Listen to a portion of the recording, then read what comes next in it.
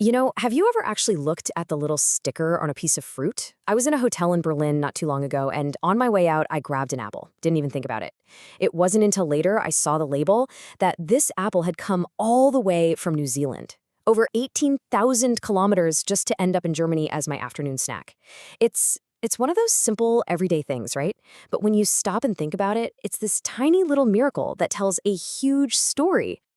I'm your host, and this is The Explainer. And today we're going to trace the story behind that apple. A story that's actually, believe it or not, about 5,000 years old.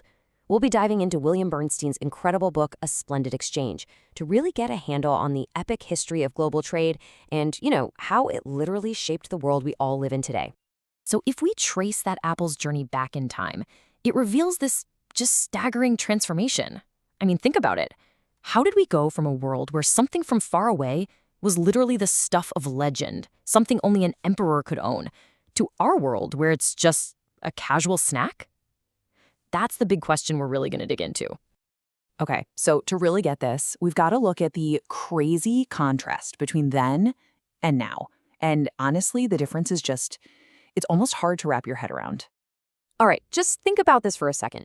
That apple from New Zealand, it costs what, a couple of bucks? Maybe less. But 2,000 years ago, getting something from the other side of the world was a whole different ballgame. The hottest import in ancient Rome, for instance, was silk from China. It was so incredibly rare, so valuable, that the Emperor Elagabalus caused this huge scandal, just because he was supposedly the first guy in the West to own a robe made completely out of silk.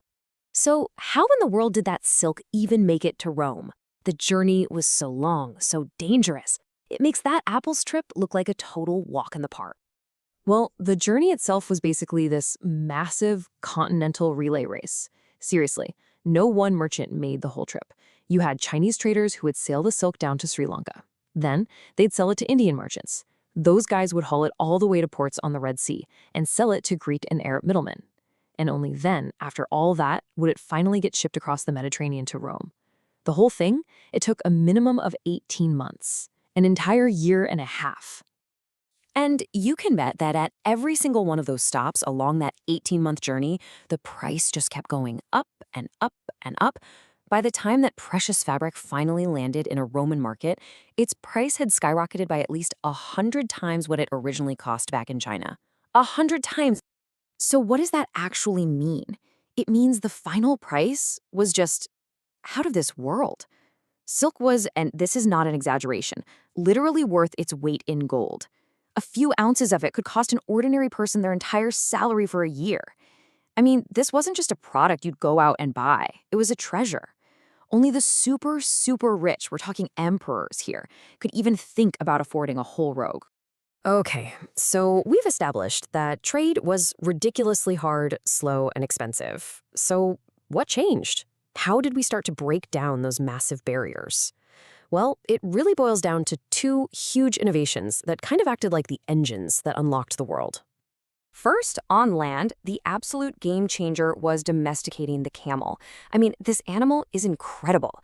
It could carry hundreds of pounds straight across brutal deserts, which is what opened up famous routes like the Silk Road. And then at sea, sailors figured out how to master the monsoon winds in the Indian Ocean. Think of these winds as a giant, totally predictable natural engine.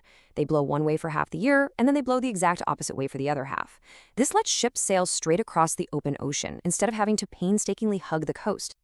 And you can really see this new economic reality laid out in the numbers. There are these medieval documents from a synagogue in Cairo. They're called the Geniza Records. And they show that sending a package by camel costs 10 times more than sending it by ship. So yeah, even with the revolutionary camel, the sea was still the undisputed king of long-distance trade. It was cheaper, it was faster, and you could move way, way more stuff.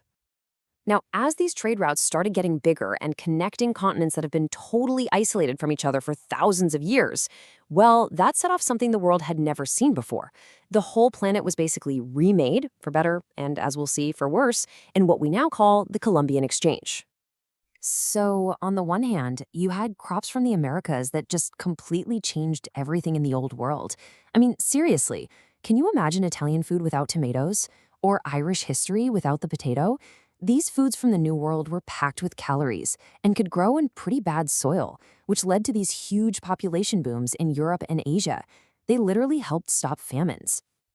But this exchange was a two-way street. The Americas got cattle, pigs, and wheat. Horses, brought over by the Spanish, totally reshaped life on the Great Plains. But the Old World also sent something else, something terrible: diseases, things like smallpox and measles. Europeans had built up immunities over centuries, but these diseases were completely new to the Americas, and the result was just tragic. They devastated indigenous populations who had absolutely no defense against them. And all of this whole long, complicated story brings us right back to where we started. It connects all these huge historical threads back to that one simple apple in a hotel in Berlin. You see, it's all one continuous story. It's like a great river of trade that's been flowing through all of human history. The exact same human desire for exchange that pushed merchants to risk their lives for a bolt of silk, the same one that carried potatoes across the Atlantic, that is the very same impulse that built the incredible modern network of container ships and cargo planes that brought me my apple. And this really gets to the main point of all this. The word globalization feels so modern, right? But it isn't a new thing. It's not just about the internet or jumbo jets. Those are just the newest tools we're using. The process itself of markets connecting and things traveling farther and faster, that's a story that started way back at the dawn of civilization, more than 5,000 years ago. So, that apple in your hand, it's not just a snack. It's the end result of a long, sometimes heroic, and sometimes deeply tragic journey. This ancient human drive to trade has shaped what we eat, our cultures, the very direction of history itself. It's this powerful current that has carried us all the way here. So the only question left to ask is, where is it flowing next?